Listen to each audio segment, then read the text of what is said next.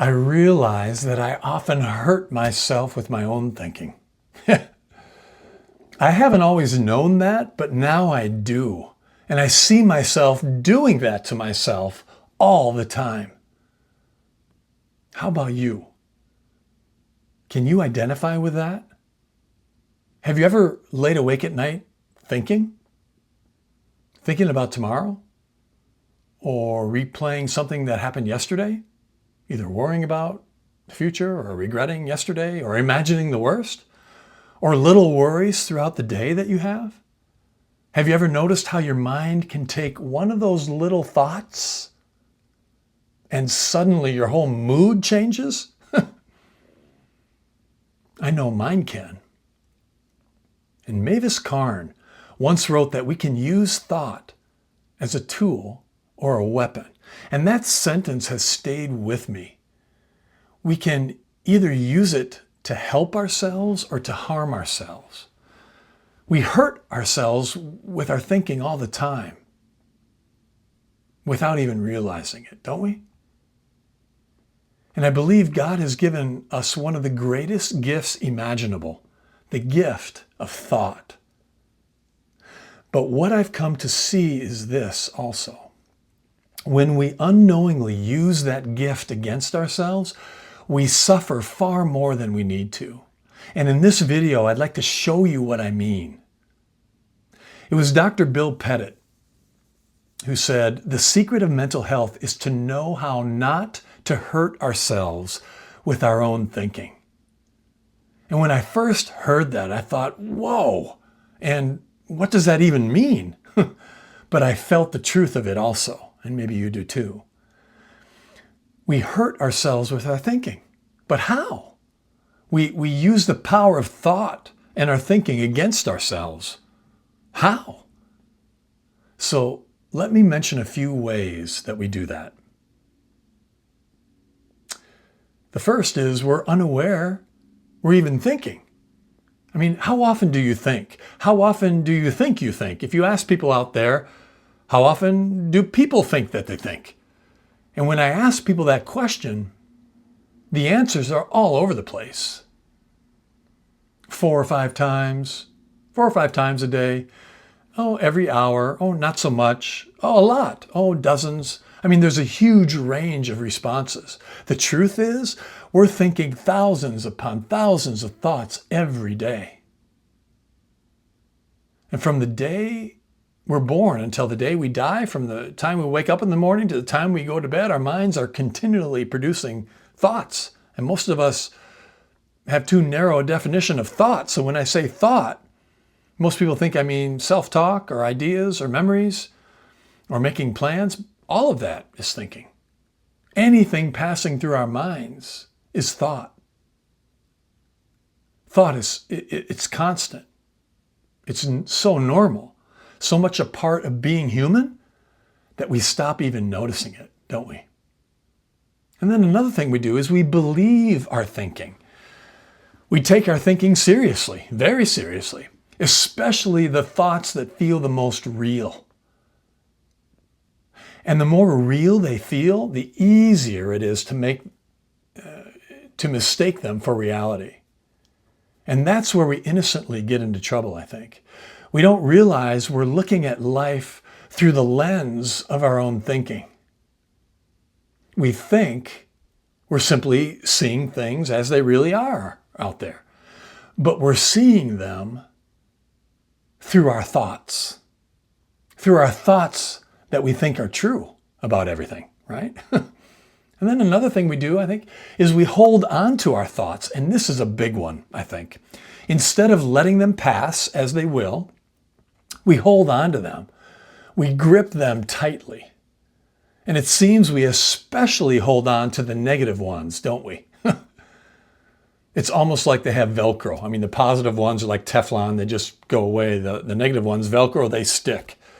And Dickon Bettinger, an psychologist and author in The 3 Principles of Understanding, says this: there is only one problem.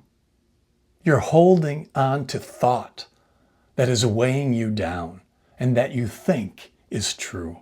And another counselor, Kathy Casey, puts it even more simply. Holding on to thought is what is doing us in. I mean, think back to the bubble machine analogy I've shared before. I've mentioned it before. A bubble machine produces bubbles, right? Our minds are thought machines that produce thoughts, yeah? So, for the bubble machine, bubbles aren't the problem. For a thought machine, thoughts aren't the problem. They just keep making them and coming and going. The problem is when we start trying to catch those bubbles or thoughts or holding on to them and carrying them around and gripping them, not letting them go, instead of popping. And they have a special kind of bubble magic, these bubble thoughts and our thoughts. Instead of popping, they multiply.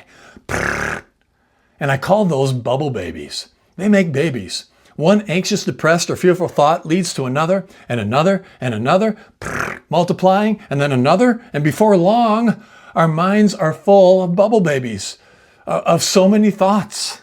Yeah? And another thing I think we do is we overthink our thinking. We don't just think we think. We think about our thinking. And we might have one anxious thought again, but then another 100 thoughts, anxious thoughts or more about that one anxious thought we thought, right? And then we analyze it. We try to figure it out. Sometimes we even ask ourselves, why am I so worried? Why am I thinking this? What does this mean? We wonder what it says about us.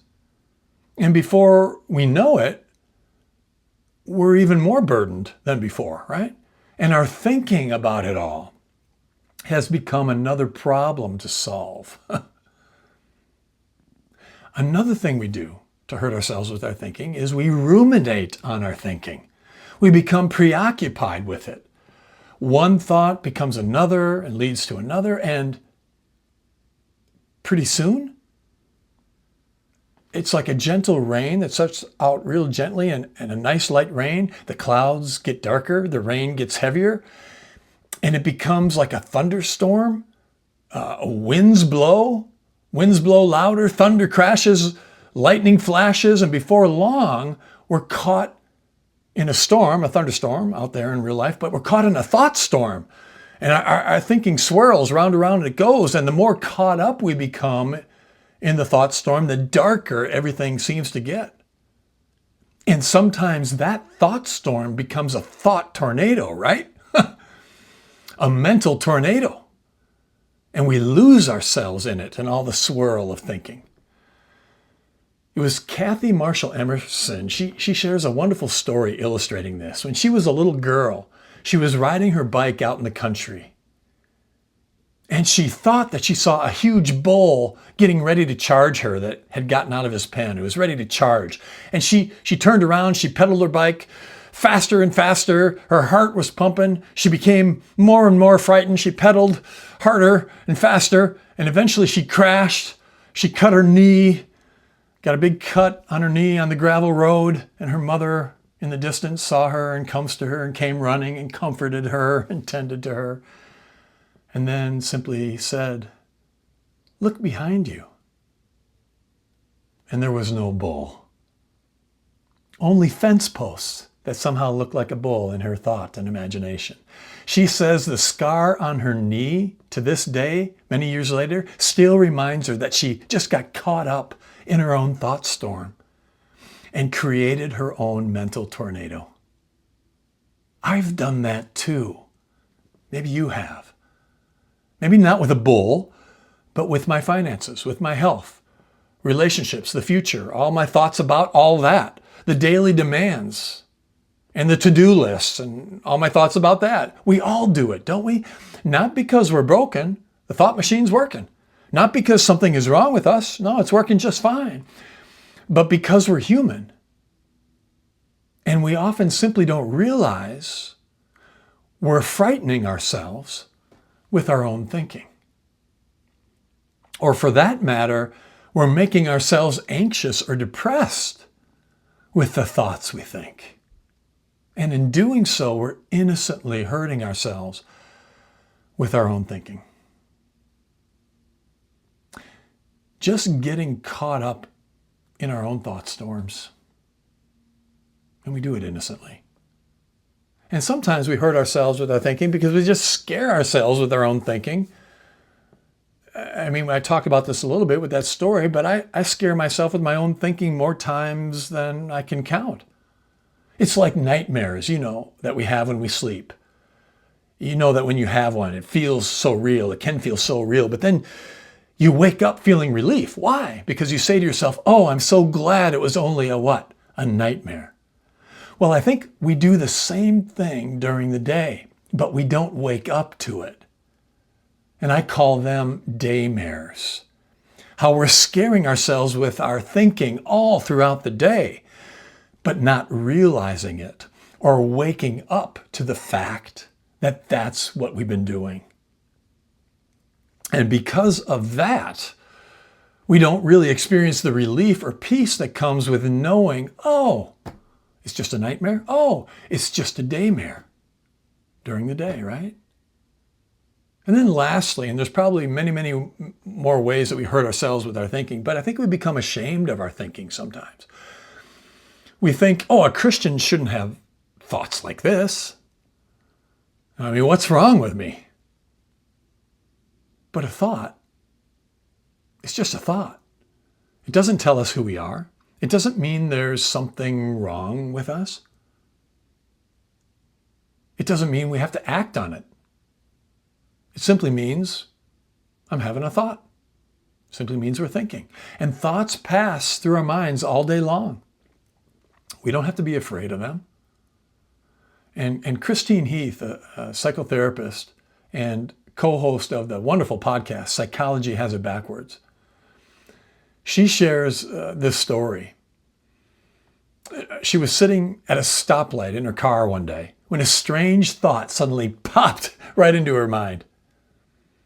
Oh, 100 points if I run that person over, or that person, or that person. And she was horrified. I mean, where did that come from? Am I a terrible person? Why did I think that thought? And then she realized, oh, it was just a thought. She didn't choose it. She didn't have to believe it. She certainly didn't have to act on it. It simply passed through, as thoughts do. It passed through her mind. I mean, did you choose your next thought any more than you chose your next heartbeat? No. I mean, we've all had thoughts that surprised us, and having a bad thought doesn't mean you're a bad person. I want you to know that. I think you need to know that. We all do. You just had a thought. That's all. It means you're a human being with a mind that produces thoughts and that thinks.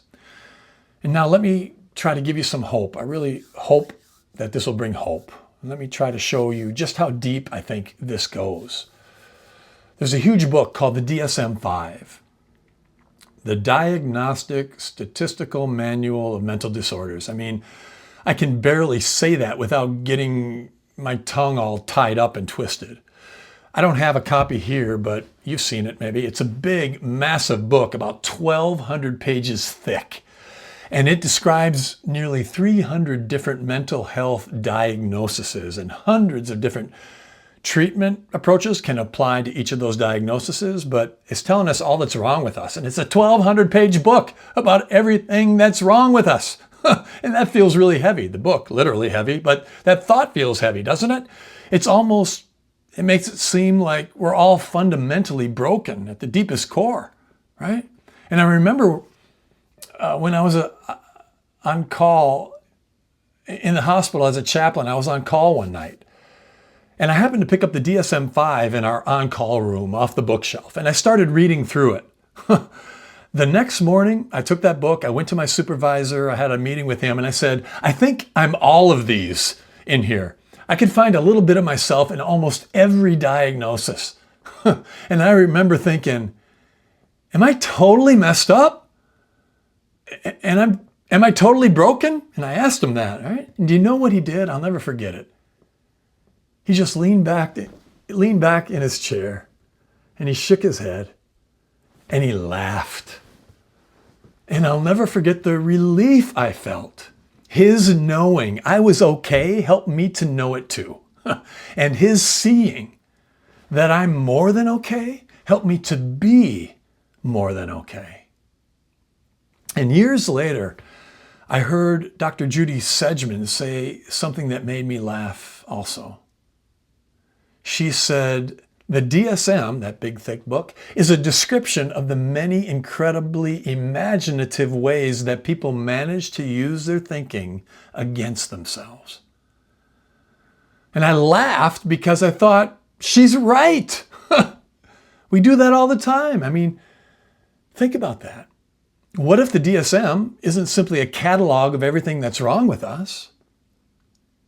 What if it's just describing what simply happens when we get caught up in our thinking? And as a result, often create so much suffering for ourselves. And this really helped me also when I saw it. And this comes from Dr. Bill Pettit, a wonderful psychiatrist in the 3 Principles Understanding. And he says there is only one problem, one cause, and one cure for what we perceive as mental illness. So let me use his words to describe what that whole 1,200-page thick book with hundreds of diagnoses, let me describe that whole thing in 3 words. The one problem we have, the one diagnosis, chronic mental stress. And what is chronic mental stress? It's the weight of negative thinking taken seriously over time. I mean, do you feel the truth of that? That's the underlying problem. And the one cause of chronic mental stress? Thought. Our God-given capacity to think and use our thinking either to hurt or help ourselves. And the one cure? Insight. Understanding how thought works. So the problem, chronic mental stress, isn't caused by things out there, our job, our kids, the news, life. It's caused by the weight of the thoughts we're holding on to about all those things. And just to know that helps me breathe a sigh of relief. How about you? And the cause, thought, our God-given capacity to think. And with that incredible power of thought, we think thoughts. We spin stories, sometimes scary. We predict disasters. And with all that thinking, we often overwhelm ourselves. Yeah? But our thoughts are like the film running through a projector. They create the whole movie of our lives, but we just don't realize that. And we get so caught up in the movie that we forget we're the ones shining the light, right? Through the film of our thoughts, right? And the cure, insight. And insight isn't a tool. It's not another coping strategy that we have to practice every day and work real hard at. Insight is a moment of seeing the truth. And once you realize a scary monster is just a shadow on the wall, you don't have to practice not being afraid anymore, do you? You simply stop fearing it. So, I want to give you hope. How do we stop hurting ourselves with our own thinking? I hope that this will give you hope. I hope. 3 things come to my mind when thinking about that. First, just knowing that we're doing it to ourselves through our thinking. I mean, what we've talked about this whole time. Just knowing that brings me some relief. And I can do something about it. Second, knowing our thinking is just a thought. And I know that sounds way too simple. But we just begin to realize more and more that it's just a thought. It's the thought causing our upset, whatever our upset is, and we can hold on to it or let it go. And it was psychiatrist George Pransky. He has a wonderful quote from one of his books.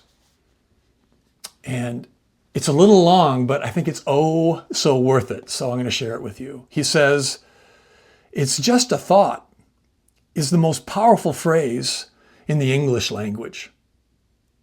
Recognizing and dismissing thought as just a thought is the antidote to chronic mental stress. The paradox is that thought is powerless to affect our lives unless we give it that power by believing in it. When we believe in thought, it is the most powerful force in the world. However, when recognized for what it is, thought will pass through our minds uneventfully, like trains passing in the night. And that reminds me of a story psychologist Dr. Heath Blevens also shared, who said about himself, amusingly, "Do you see this dent in my forehead? Do you know why that's there? It's from how many times I catch myself and I say, oh, I'm just caught up in my thinking." I call it the Homer Simpson syndrome. Dope! There I go again, caught up in my thinking. And just that realization alone often brings such relief and perspective to me and helps my mind slow down a bit and can help us get out of our thought storms. And then the third thing is we don't have to believe every thought we think. Please don't. When we begin to see, we begin to relate to thought differently. When we begin to see this understanding, we no longer automatically believe every thought or hold on to it so tightly or become afraid of it or obey it or take it so seriously. That's part of the cure. Not because we've learned another technique, but because we began seeing thought for what it really is. And David Key, a 3 Principles coach, shares a simple little exercise that beautifully illustrates this. I'll invite you to it. He invites people to silently repeat these words. I'm a camel. I mean, go ahead and say it a few times right now and really try to believe it. I'm a camel. I'm a camel. I'm a camel. I'm a camel. I'll give you 15 seconds. Saying, I'm a camel, I'm a camel, I'm a camel. Now, I cut 15 seconds short, but did you believe those words at any moment? Did you at any point think they were true? Of course not. You already knew they weren't true. You didn't believe them for a moment. And that's the point. You already know how not to believe a thought. You just did it when you recognized you're not a camel. The insight isn't learning how not to believe thoughts. The insight is realizing you already know how. You just haven't realized that many of the thoughts that pass through your mind can be related to in exactly the same way as that whole camel thing. The difference isn't the thoughts. The difference is the relationship we have with them. Not every thought deserves to be believed. Not every thought deserves your attention. Not every thought deserves to be taken so seriously. And the more we begin to see that, the less we innocently hurt ourselves with our own thinking. Not because we've stopped thinking, not because we've learned to control every thought, but because we're beginning to understand one of God's greatest gifts. And once we begin to see thought for what it really is and how it works, life can get lighter and we can learn to live with more ease. Well, I hope there was something helpful for you in this. Please take what's helpful and leave the rest. And remember, even when it doesn't feel like it or seem to be true, you're more than okay in every way. Thanks for watching, and I'll see you in the next video.